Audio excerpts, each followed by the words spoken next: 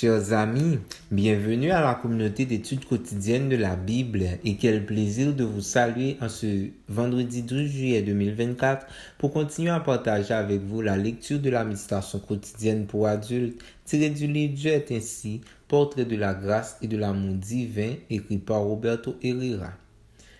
Je ne cesserai de vous remercier pour votre fidélité à l'écoute de nos différents contenus et à leur partage, tout en espérant qu'il reste pour vous une source de bénédiction.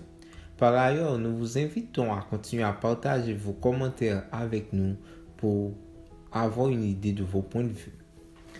La méditation d'aujourd'hui est intitulée « Dieu fait de nous de nouvelles créatures » et le texte de base se trouve dans Psaume 103, versets 1 et 5.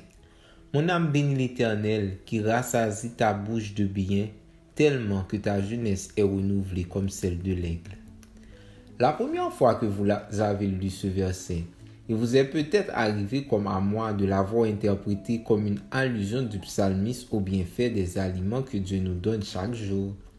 Le fait est que nous sommes habitués à faire automatiquement le lien entre la bouche et la nourriture. Mais s'il est vrai que Dieu est celui qui, par sa miséricorde, pourvoit au pain de chaque jour, il est important de prendre en compte le fait que la Bible attribue aussi un sens spirituel à ce que nous disons avec notre bouche. Les évangiles affirment que c'est de l'abondance du cœur que la bouche parle.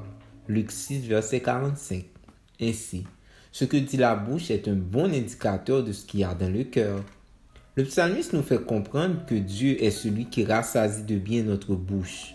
En d'autres termes, il est aussi celui qui nous donne la possibilité d'exprimer de bonnes choses avec notre bouche.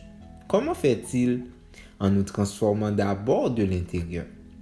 La bouche est juste pour le cœur le moyen de s'exprimer, mais c'est le cœur que Dieu transforme. Le verset 5 de ce psaume nous parle de l'œuvre de la nouvelle naissance et de la sanctification que Dieu opère en nous et par nous. Il est celui qui nous transforme par le renouvellement de l'intelligence afin que nous discernions quelle est la volonté de Dieu, ce qui est bon, agréable et parfait. Romains 12, verset 2. Alors, il nous transforme en personnes de bien qui donnent un bon témoignage dans ce qu'elles font et ce qu'elles disent.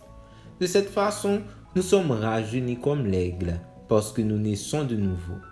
Ceux qui nous connaissaient auparavant et nous voient maintenant disent « Incroyable, c'est une autre personne et c'est réellement ce que nous sommes. » Comprendre cela nous amène à témoigner puissamment qu'il n'y a rien de meilleur et de plus émouvant que Jésus-Christ qui non seulement pardonne nos fautes et nous tire de la fosse, mais nous donne une vie nouvelle, bénie, vivifiante et rajeunie. Notre Dieu ne vient pas raccommoder notre vie ou lui mettre des sparadraps. Il vient pour faire un changement radical. Dès que quelqu'un est uni au Christ, il est un être nouveau. Ce qui est ancien a disparu, ce qui est nouveau est là. 2 Corinthiens 5, verset 17. Comment terminer cette réflexion aujourd'hui si ce n'est en vous exclamant avec David « Mon âme bénit l'Éternel ». Merci d'avoir suivi cette méditation. Nous vous souhaitons de passer une très bonne journée. Au revoir.